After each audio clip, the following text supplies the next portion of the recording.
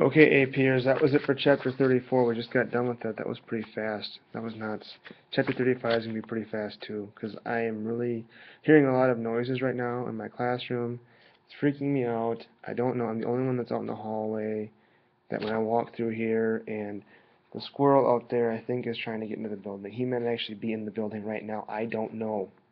He might be moving around these tiles. I don't know. So if he falls down on my head or something bad happens, please let people know you saw this. Let them know my story. Let them know what happened to me. We're going to continue on with Chapter 35, the Allied Halting of Hitler. Remember that the U.S. at this time is really focusing on they're fighting two fronts, right? But they really want to get the European side taken care of first, so then they can just all go gang up and hammer on Japan. As at the Pacific, progress in Europe was slow at first. However, it took some time. Once the Americans got rolling, they got rolling. All right. The big thing that you have to know about this section, this bullet point, is that the Enigma code of the Germans was finally broken by spies, and it helped to locate those Wolfpack U-boats that were going around the Atlantic. There's a couple of battles here. The Battle of Atlantic was kind of turned the tide. You have to know that 1942 is the turning point in Europe. The British bombed Cologne, and we start bombing, which is in France. We start bombing Germany itself. We push back the Germans in the desert, stop them from getting to the Suez Canal. We also see the Russians take over the Germans in Stalingrad. I know I said in the last chapter, I talked about getting froze out at Moscow. That was important.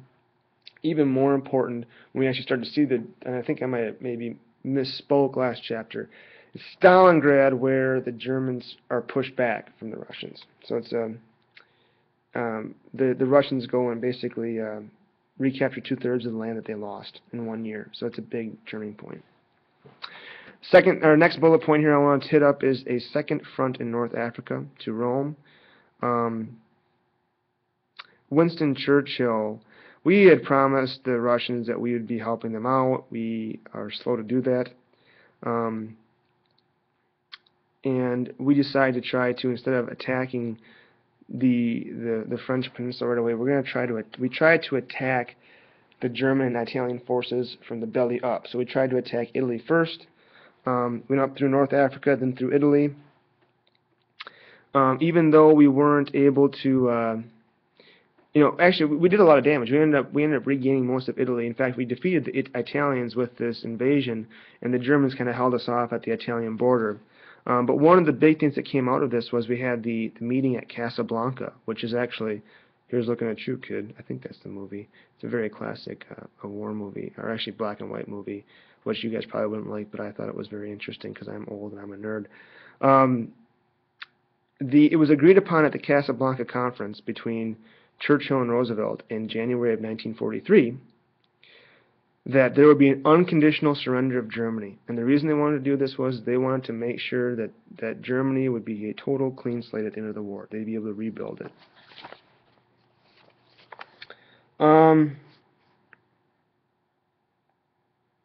That's kind of where we're going to stop right there for that section. You guys can reread about what happens in Italy.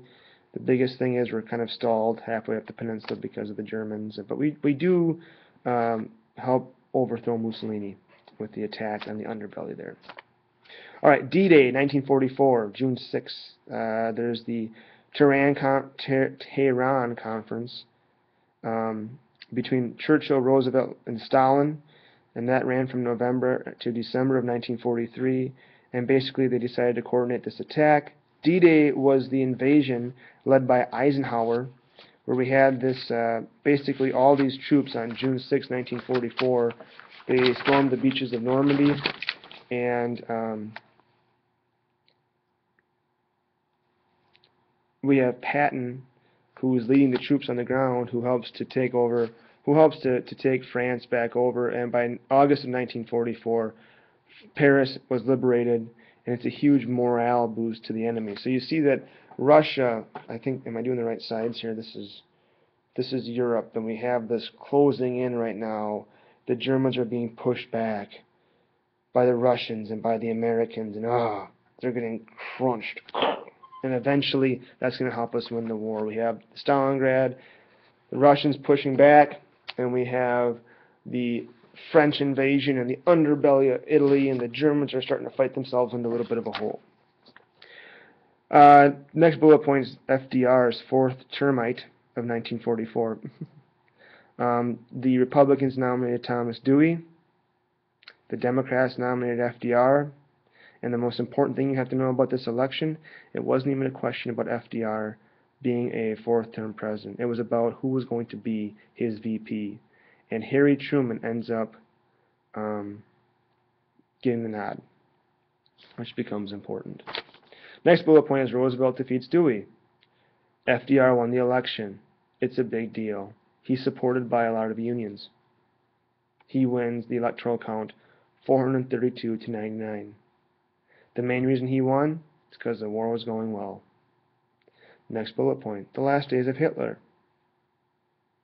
Hitler tries one last chance here as he's getting closed in on at the Battle of the Bulge, but he is defeated.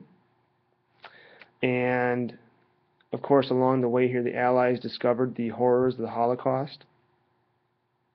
Hitler kills himself in April of 1945, along with his mistress, turned wife, Eva Braun. And then only 2 weeks, 2 weeks before Hitler kills himself, Franklin Roosevelt dies. Yeah, big deal. And it's by May 8th, we have VE Day in Europe, victory over Europe. Next bullet point is Japan dies hard, kind of like a Bruce Willis movie. Japan, we are bombing the crap out of them. And you have to know about Japan is that they are fighting to the death. They've got these kamikaze things going on. We don't know what to do. We tried taking over. We've been doing island hopping, obviously. We take over Iwo Jima and Okinawa, but in both times that we go to these islands, we have these guys fighting to the death in cages. There's a ton of casualties. Over 50,000 U.S. casualties just when Okinawa was taken in June of 1945. And so that brings us to the next bullet point, which is the atomic bomb. Now, the atomic bomb was part of this secret that, Truman was really kind of out of the loop on. It was part of the Manhattan Project, which was working secretly to develop this atomic bomb.